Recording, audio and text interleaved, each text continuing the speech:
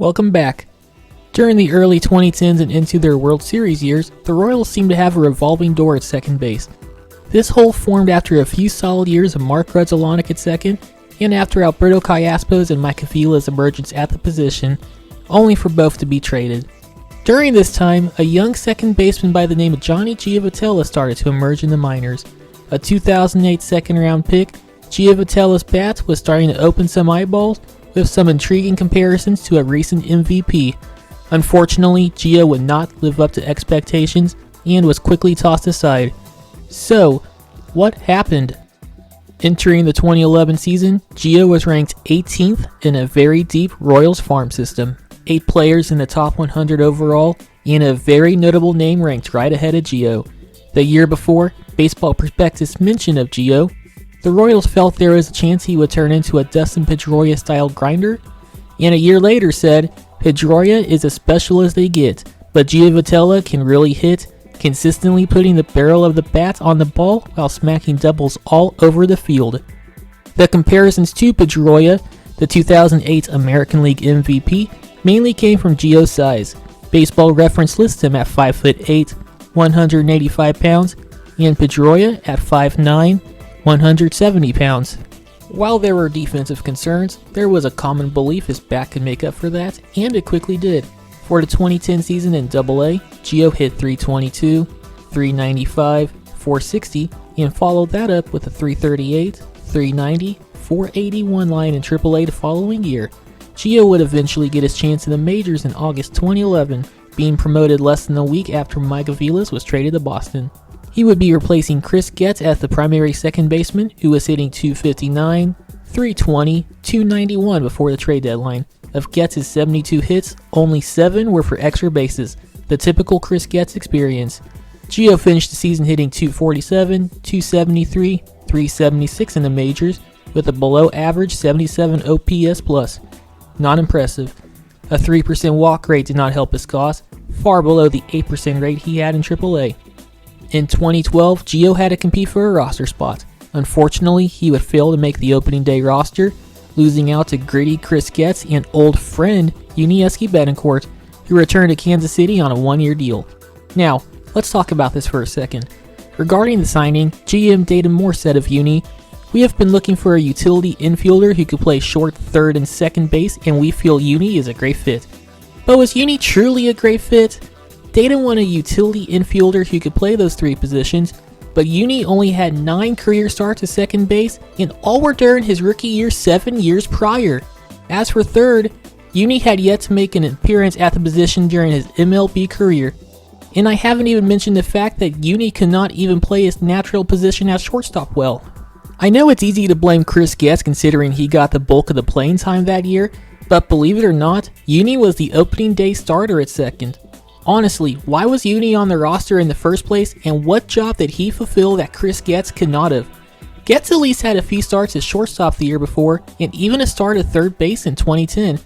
I'm not saying he could play those positions well, but he could not have been worse than Yuniesky Betancourt, and it would have given Gio a chance to prove himself in a full-time role. As far as I'm concerned, Uni took Gio's roster spot, not Chris Getz. Here's my Yuniesky Betancourt bobblehead. Yes, this was a real stadium giveaway the Mariners did back in 2008. Like the real thing, this bobblehead broke somewhere during the shipping process from Washington State to Kansas City. I was able to fix my copy with a little Gorilla Glue. The Royals unfortunately could not fix theirs, and this was when they had now Atlanta Braves coaching legend Kevin Seitzer as their hitting coach. Sorry, back on topic. This same season would see offensive struggles from a couple key Royals. For 2012, Eric Hosmer experienced a significant sophomore slump, hitting .232, .304, .359, and being worth negative half a win for the season. His 81 OPS plus was below league average, especially for a first baseman. Jeff Francoeur, who was extended after a rebound 2011 season, would be worth negative 2.2 WAR for the 2012 season, worst in baseball according to Baseball Reference. While Mike Moustakas had a decent 2012, his 2013 and 2014 seasons would see him put up an OPS plus of 77 and 75 respectively. He was actually at risk of losing this job in 2014, where he hit .192 before the trade deadline. In each case, the Royals showed patience and let each hitter try and get back into form. Haas and Moose did, while Frenchie was released a year later. My point is this: why were the Royals willing to be patient with all those hitters but not Gio, who many viewed as the second baseman of the future? One common criticism regarding Gio was his defense, which was a perfectly fair complaint, but let me remind you that he lost his roster spot to Yuniesky Betancourt, quite possibly a worse defender. It's hard for me to listen to the defense argument when Uni was a replacement. Chris Getz could have backed up Gio at second without issue, and would have worked as a late inning defensive replacement if needed. Again, why was Uni on this roster? Across two separate roster stints in 2012, Gio would hit .238, .270, .304, with an OPS plus of 57, nowhere near league average. Gio would only play in a combined 26 major league games over the next couple years. The 2013 Royals saw Getz, Elliott Johnson, Emilio Bonifacio, and Miguel Tejada get more starts at second base than Gio, and the 2014 Royals signed Omar Infante to officially end any chance of him becoming the second baseman. He would get traded to Anaheim after the 2014 season for a minor league reliever that never played in Kansas City. The Angels, who traded incumbent second baseman Howie Kendrick 8 days before acquiring Gio, gave him a chance to start at second. And while he was not bad, he wasn't really good either. He hit .272, .318, .375 with an OPS plus of 96, almost league average. Baseball Reference has him at 1.2 wins above replacement for the year. Again, you could do far worse. Like Royals second baseman Omar Infante, who in 2015 put up an OPS plus of 48 and a batting average of who cares. Do you really care? I sure don't. Gio would still get the bulk of the starts as second for Anaheim in 2016, but he regressed to an 82 OPS plus. He was released after the season, and while Baltimore briefly had him on the major league roster in 2017, he never had another chance to be an everyday starter. It's possible Johnny Giavotella would still bust if he got a chance to start every day in 2012, but at least he would have got a chance. During a time where the Royals were not afraid to give players an extended chance to rebound or prove themselves, they did not seem to give Gio that same chance. A very questionable free agent signing made it even harder.